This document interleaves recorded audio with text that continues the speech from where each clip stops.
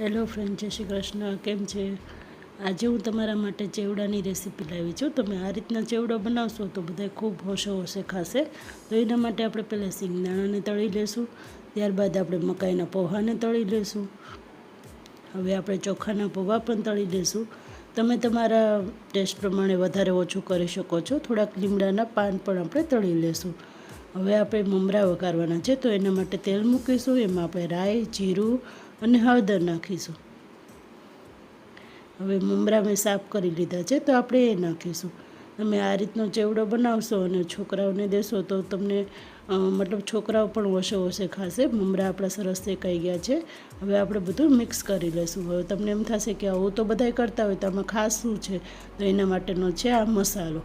એના માટે મેં મીઠું, લાલ મરચું, આમચૂર પાવડર, ધાણા જીરું પાવડર અને લાલ મરચું લીધું છે. બધાને મિક્સ કરી એનો પાવડર બનાવી લેવાનો છે.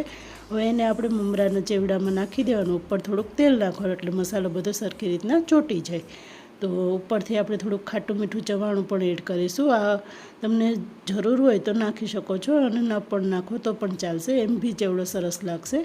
તો જરૂરથી ટ્રાય કરજો. જો તમને મારી રેસીપી પસંદ આવતી હોય તો લાઈક કરો, શેર કરો અને સબસ્ક્રાઈબ કરો. Bye bye.